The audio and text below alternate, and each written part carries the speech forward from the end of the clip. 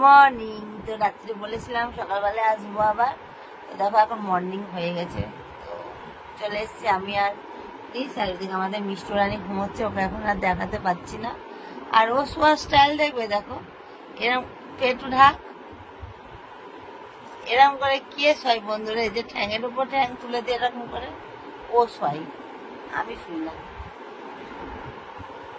আর ও আজকে বায়না কি জানো তো, বলবো বায়নাটা?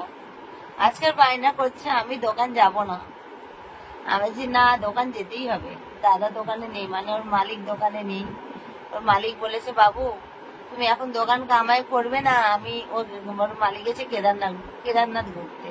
ওর মালিক বলেছে আমি ঘুরে আসবো, তোমার জন্য কিছু একটা ভাববো আমি ভালো, ভাই স্যালারি বাড়াবে, কোনো একটা ভালো জায়গা কোনো কিছু একটা ওকে দিবে আর কি দোকানের মধ্যে। তো কেন ও দোকান এতদিন যখন বন্ধ করেনি, 1 তারিখে আসবে, আজকে তো 29 তারিখ হয়ে গেল, তাহলে কেন দোকানটা বন্ধ করবে বলো? আমি সেটাই বুঝাচ্ছি ওকে তখন থেকে, যে তুমি দোকান যাও, দোকান বন্ধ করবে না। মুখটা করছে দেখো দেখো। তো এই সবে ঘুম থেকে উঠলাম, সবে মানে 8টার সময় উঠেছি, আর এখন 9:30 বাজছে। কি দারুণ ঘুম হয়েছে, কি বলবো বন্ধুরা, দারুণ ঘুম হয়েছে, দারুণ। আর আমার উপর দেখো রেগে গিয়ে ওদিকে ঘুরেছে। এই এই এদিকে তাকাও।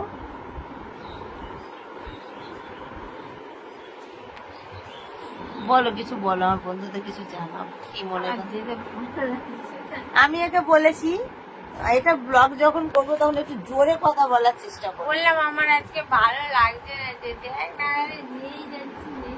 আবার 10 তারিখে ছুটি নিবে, আমাদের বাড়ি যাবে, 3 দিন ছুটি নেবে, 3 দিন। কি করবো ফাইনালি বলো তো? আমার ফাইনালি আমি বলছি তুমি দোকান যাবে। ব্যাস ঠিক আছে, চুপ। আর আমি বলবো না। তো যাবে, দোকান তো যেতেই হবে যাবো। একদম। কি সবার দড়ির মধ্যে কি দড়ির মধ্যে সুতোর মধ্যে কি বলছে বন্ধুরা? মুখ থেকে শুনে দেখে ঘর বল, সবার মতো করে শুধু চলছি। মানে কি দড়ির মধ্যে সুতোর মধ্যে কি? মালিক বলে গেছে এই, তুমি বলছো এই।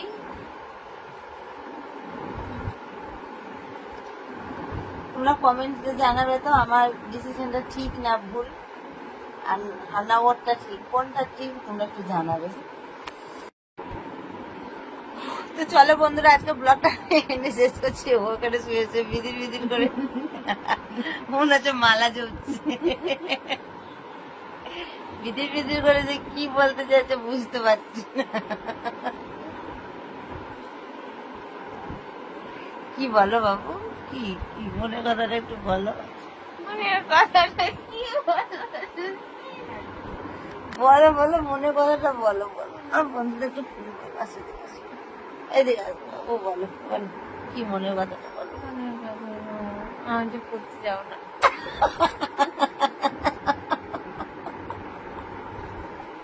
আজকে পড়তে যাবে না, ওটা পড়তে যাওয়ার জায়গা না, ওটা কাজ করার জায়গা। কোনটা বলো তো দেখবে, কোথায় যাবে না বলো, জোরে বলো, জোরে বল, জোরে। আমার যে ভাল লাগে না, রেগুলার রেগুলার কাজ দিতে হয়।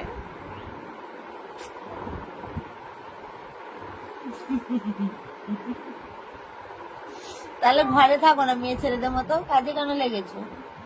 না, কাজ কেন করবে না বলো? ঘরে বাসন দিবে আমাদের মতো, ঘরে রান্না বান্না করবে, একটা মেয়ে যেমন সংসারী করে সেরকম হোক। তাহলে তা কেন না? তাহলে তো ছেলেদের মতো কাজে যেতেই হবে।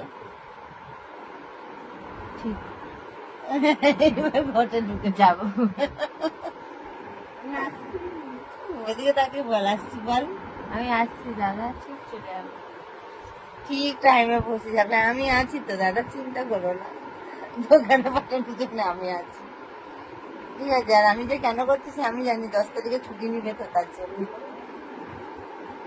আমি সবারটাই বলছি। হ্যাঁ, একদিন আমি দেখবো, আর যাবো না।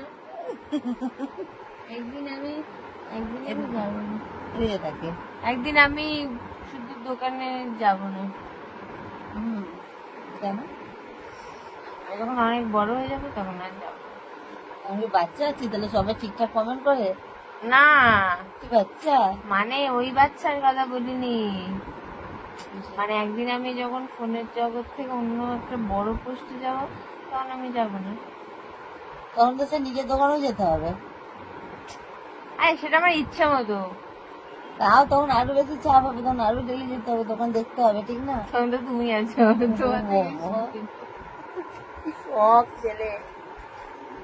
তো চলো সোনারা, আজকে ব্লগটা আমি এখানে শেষ করছি। ভালো লাগলে একটা লাইক কমেন্ট শেয়ার করে দিও, চ্যানেলটা সাবস্ক্রাইব করে পাশে থাকা বেল বাটনটা কল বাটন করে রাখো, তাহলে যা যা পোস্ট করবো নোটিফিকেশন করে তোমাদের মনে অটোমেটিক পড়ছে যাবে। সবাইকে গুড মর্নিং, টাটা।